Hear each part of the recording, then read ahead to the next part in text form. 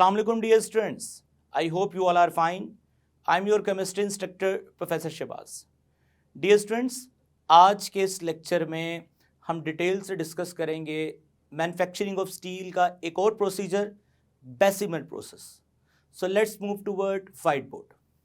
जी dear students, तो आज के इस लेक्चर में हम बेसिमर्स प्रोसेस को पढ़ने वाले हैं. इससे प्रीवियस टॉपिक में स्टूडेंट्स हमने ओपन हार्थ प्रोसेस को तफसील से पढ़ा था और देखा था किस तरह से स्टील ओपन हार्थ प्रोसेस में तैयार होता है. स्टूडेंट्स, हमारे सिलेबस में स्टील को तैयार करने का ओपन हार्थ प्रोसेस के अलावा एक और मेथड बताया गया है जिसका नाम है बेसिमर्स प्रोसेस. स्टूडेंट्स, आज के इस लेक्चर में बेसिमर प्रोसेस की तफसील आपको बताई जाएगी. कंस्ट्रक्शन और कौन कौन से स्टेप्स इन्वॉल्व होंगे इस प्रोसेस में हम डिटेल से पढ़ेंगे. स्टूडेंट्स, लेक्चर स्टार्ट करने से पहले मैं एक इन्फॉर्मेशन है जो आपके साथ शेयर करूंगा. सर हेनरी बेसिमर जो कि एक इंग्लिश साइंटिस्ट हैं, वो इस प्रोसेस को डिस्कवर करते हैं और लिटरेचर में आप पढ़ेंगे कि फादर ऑफ स्टील इंडस्ट्री, यानी सर हेनरी बेसिमर को एक टाइटल दिया गया फादर ऑफ स्टील इंडस्ट्री का. सो स्टूडेंट्स, ये एक ऑनर की बात होती है जब किसी साइंटिस्ट को कोई टाइटल दिया जाता है और उनके नाम की वजह से ही इस प्रोसेस का नाम बेसिमर्स प्रोसेस रखा गया है. सो स्टार्ट करते हैं स्टूडेंट्स. सबसे पहले कंस्ट्रक्शन. सो हम यहाँ पे हाइडिंग देंगे कंस्ट्रक्शन की. स्टूडेंट्स, आप अपनी टेक्स्ट बुक पे ये हाइडिंग्स दें क्योंकि मैंने ये जो कंटेंट है वो आपकी टेक्स्ट बुक से ही लिया है. सो आप साथ साथ जो मैं हाइडिंग बना रहा हूँ आपने एग्ज़ाम में वो हाइडिंग लिखनी है. So students, construction. सबसे पहले the furnace use in this process is called Bessemer's converter. Again आप देख भी सकते हैं.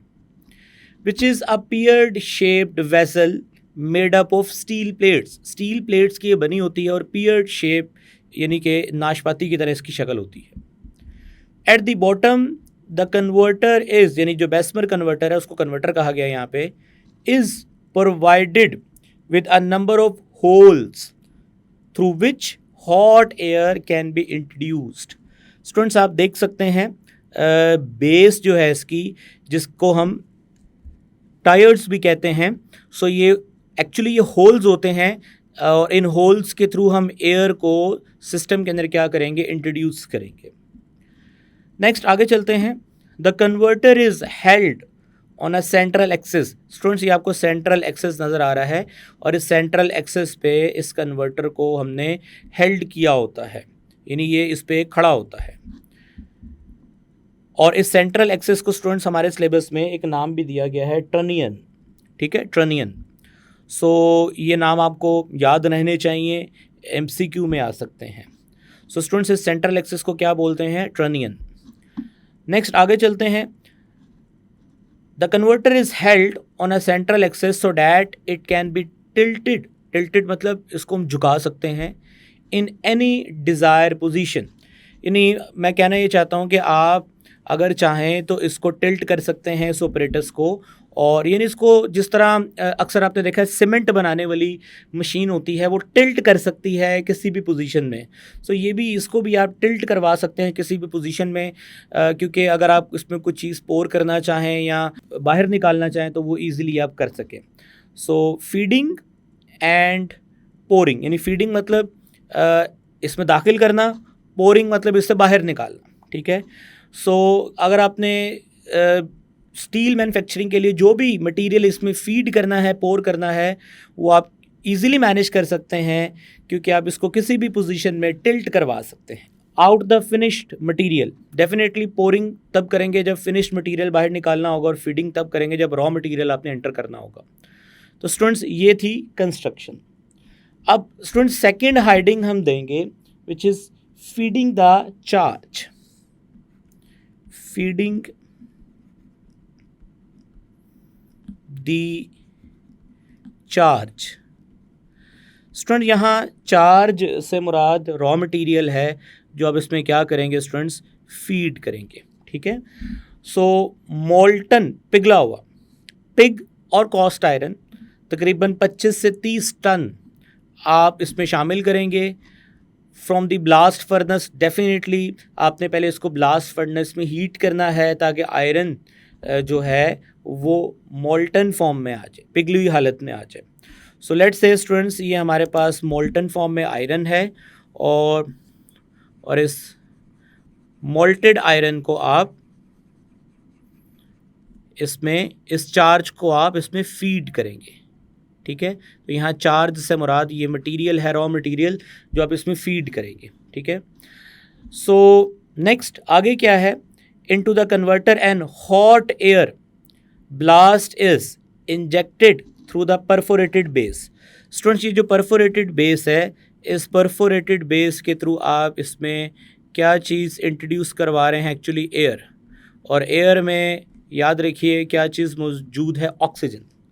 सो एयर को आप इस परफोरेटेड बेस के थ्रू क्या करवाएंगे, इंट्रोड्यूस करवाएंगे। This oxidise carbon, silicon and manganese.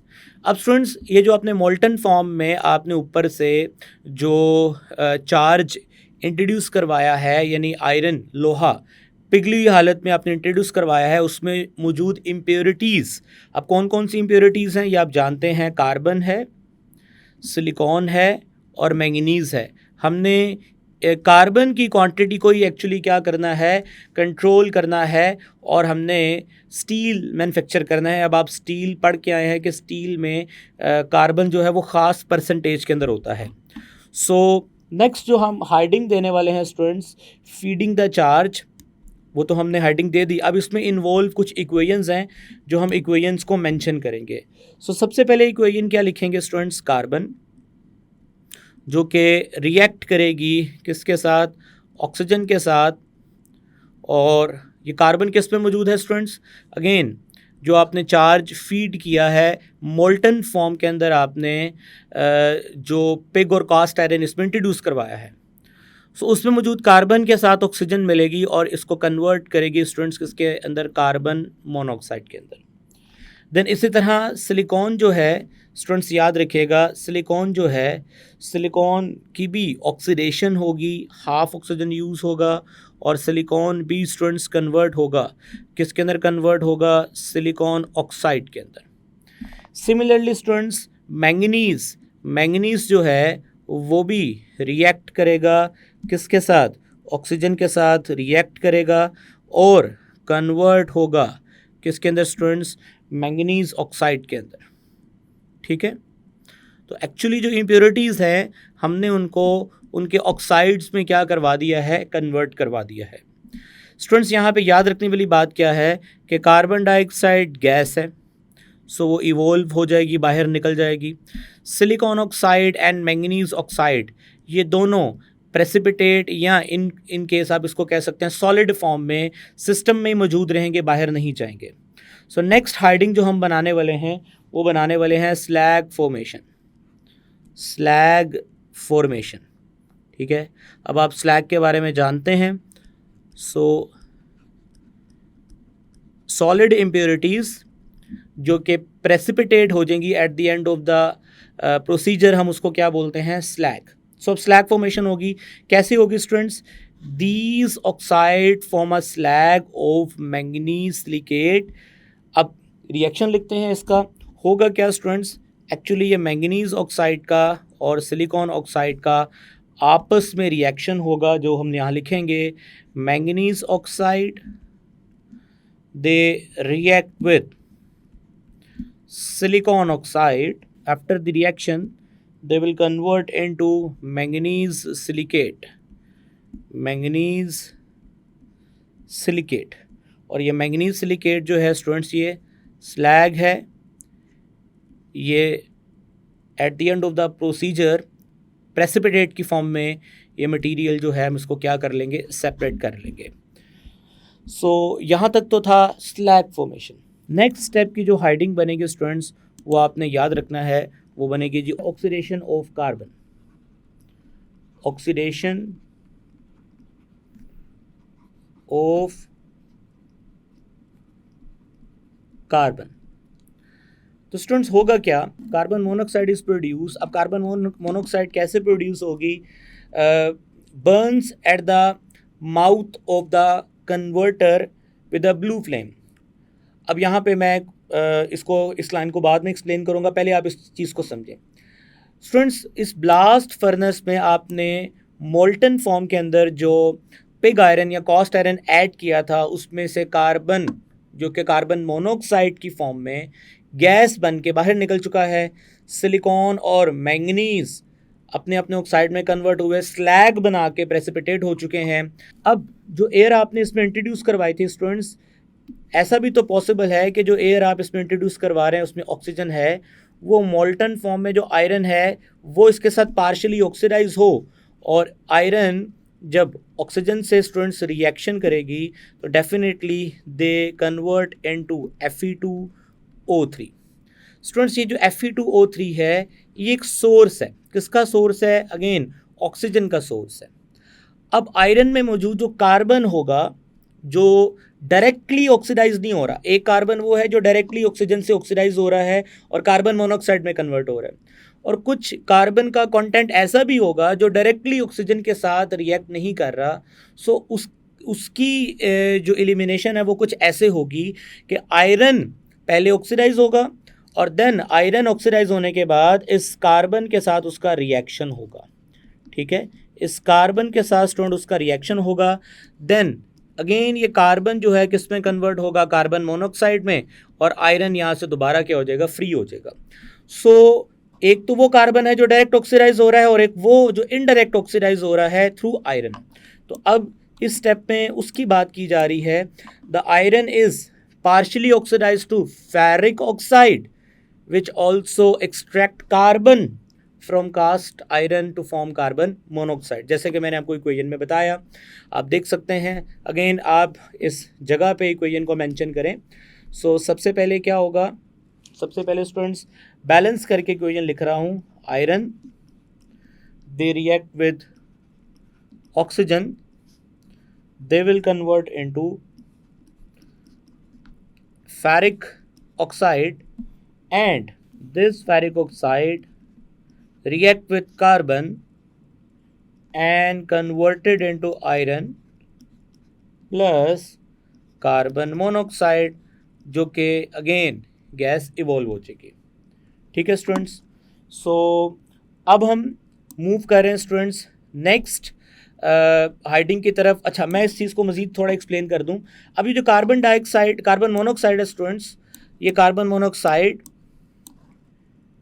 Students याद रखिएगा, ये जो माउथ है कन्वर्टर का, यहाँ से जब बाहर आएगी तो ये ब्लू फ्लेम के साथ बाहर आएगी, यानी ये कन्वर्टर पे ब्लू फ्लेम है, और ये ब्लू फ्लेम किसकी वजह से है? याद रखिएगा, कार्बन मोनोऑक्साइड। डेफिनेटली बाहर आके अगेन किस में कन्वर्ट हो जाएगी? कार्बन डाइऑक्साइड के अंदर।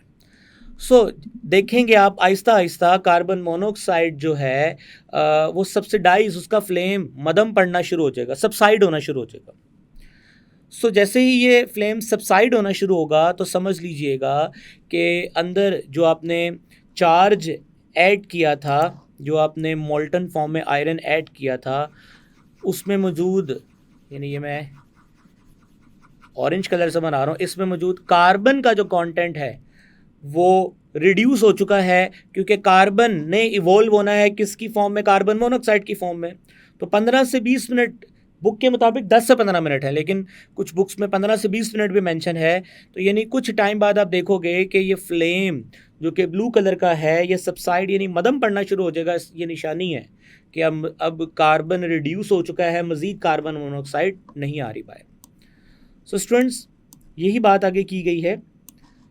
Within 10 to 15 minutes, the flame due to carbon monoxide subsides, indicating that the carbon is completely oxidized. ठीक है, अब चलते हैं स्टूडेंट्स नेक्स्ट पैराग्राफ की तरफ। अगेन जो मैं हाइडिंग्स दे रहा हूँ, आपने वही हाइडिंग्स अपने टेक्स्ट बुक पे स्टूडेंट्स नोट करनी है और एग्ज़ाम में वही हाइडिंग्स देनी है।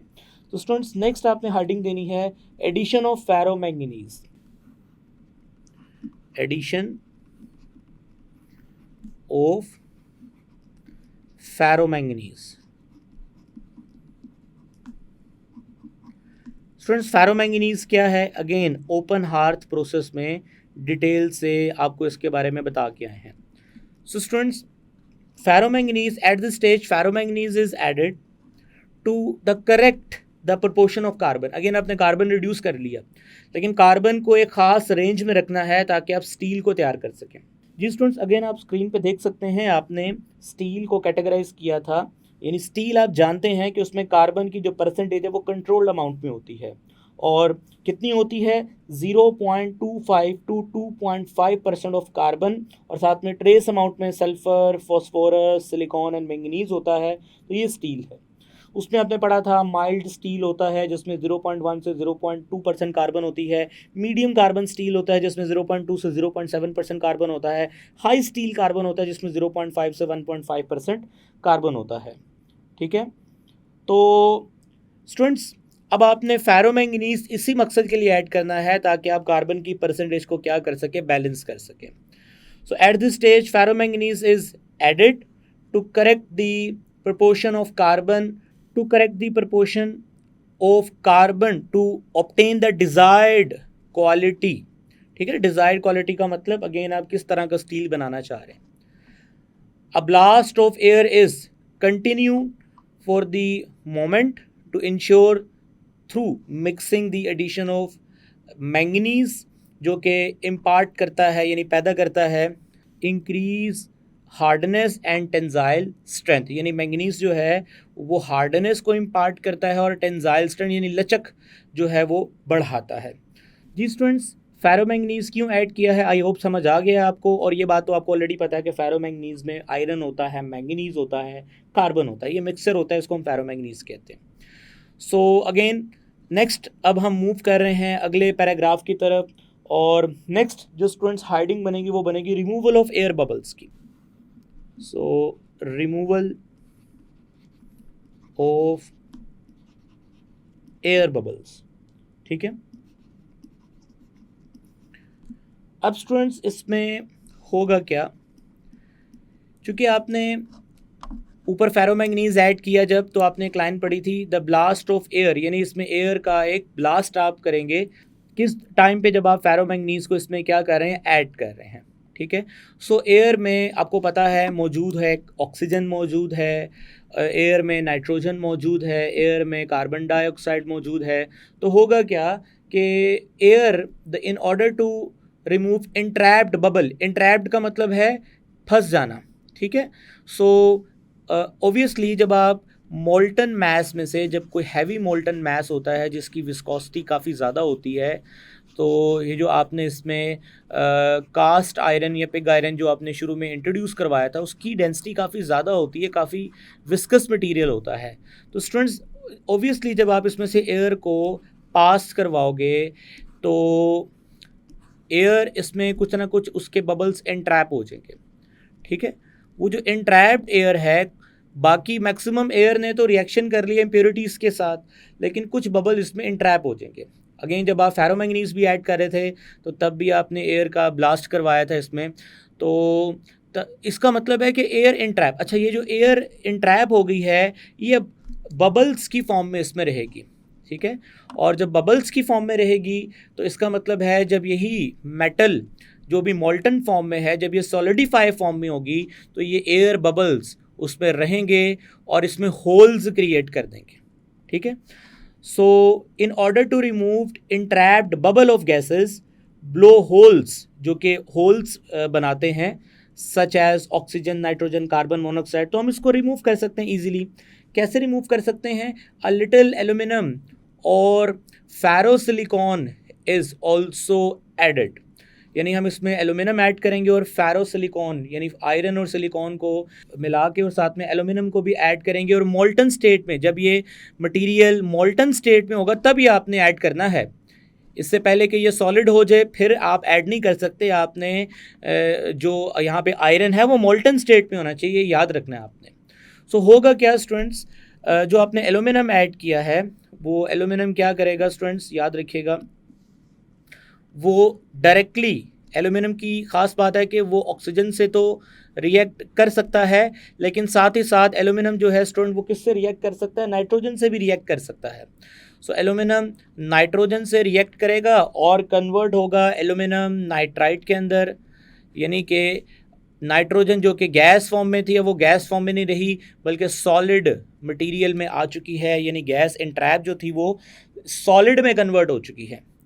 सो इसका मतलब जो बबल्स क्रिएट हो रहे थे वो गैस की वजह से हो रहे थे। जब वो गैस ही ख़त्म हो गई है तो ये बबल्स भी ख़त्म हो जाएंगे। तो this is aluminium nitride. Equation balance करके लिखेंगे हम। सो स्टूडेंट्स, एल्यूमिनियम नाइट्रोजन से तो रिएक्ट करता ही करता है, लेकिन साथ ही साथ किससे रिएक्ट करता है? ऑक्सीजन से भी रिएक्ट करता है और अपने आप को कन्वर्ट करता है स्टूडेंट किसके अंदर? एल्यूमिनियम ऑक्साइड के अंदर, और ये भी सॉलिड है। तो इस तरह से एल्यूमिनियम ने एयर में मौजूद नाइट्रोजन और ऑक्सीजन जो 99% मोर देन 99% प्रपोर्शन में नाइट्रोजन और कार्बन मोनोऑक्साइड ही होता है, वो इजीली क्या हो जाता है? रिमूव हो जाता है। ठीक है स्टूडेंट्स। सो इसी तरह से जो फेरोसिलिकॉन है वो बाकी जो कार्बन डाइऑक्साइड की मिकदार होगी उसको रिमूव करेगा। स्टूडेंट्स, अब नेक्स्ट बात करते हैं aluminium remove nitrogen as nitride, जैसे कि मैंने बताया aluminium nitride. So at the end of the operation, इस ऑपरेशन के एंड पे, यानी ये जो सारा ऑपरेशन आपने किया है, the molten steel is poured out, यानी कि अब आप इसको टिल्ट करेंगे और टिल्ट करने के बाद इसमें से मटेरियल जो है वो पोर्ड आउट कर लेंगे, बाहर निकाल लेंगे। ठीक है, जब आप इसको पोर्ड आउट करेंगे, बाहर निकालेंगे इनटू मोल्ड्स, यानी सांचों में, ऑफ कास्टिंग। फ्रेंड्स, कास्टिंग का मतलब होता है डिजायर्ड शेप्ड में मोल्ड। मोल्ड बोलते हैं सांचों को। कास्टिंग उसको अपनी डिजायर्ड शेप में ढालना, कास्ट करना। ठीक है, सो एट द एंड क्या होगा? ये मोल्टन मटेरियल को आप मोल्ड करोगे, डिफरेंट शेप में आप इनको कास्ट करोगे, are free from any defects, और ये डिफेक्ट्स, इनमें किसी किस्म का कोई डिफेक्ट नहीं रहेगा अगर आपने एयर बबल्स को रिमूव कर लिया है। अदरवाइज इसमें डिफेक्ट्स रहेंगे, यानी कि एयर बबल्स ज़्यादा होने से डेफिनेटली जब ये सॉलिडिफाई होगा तो अंदर से ये खोखला रहेगा, तो ये यहाँ से क्या हो सकता है? ब्रेक हो सकता है मटीरियल। सो इसलिए एयर बबल्स को रिमूव करना ज़रूरी है। आई होप स्टूडेंट्स कि इस लेक्चर में आपको मैंने डिटेल से हाइडिंग्स बताई। आप अगर पेपर में आएगा तो इन हाइडिंग्स के साथ आप मेंशन करेंगे, डायग्राम आप बनाएंगे। डायग्राम में स्टूडेंट्स यहाँ पे रिफ्रैक्टरी ब्रिक्स लिखा हुआ है। ये ख़ास तरह की ब्रिक्स यानी ईंटें होती हैं जो हाई टेम्परेचर पे भी सर्वाइव करती हैं, तो ये बात भी आपको पता होनी चाहिए। सो इंशाल्लाह ताला स्टूडेंट्स, नेक्स्ट लेक्चर में हमारी मुलाकात होगी और हम डिस्कस करेंगे नेक्स्ट लेक्चर में कोरोइन को। तब तक के लिए स्टूडेंट्स मुझे इजाज़त दें। टेक केयर, अल्लाह हाफ़िज़।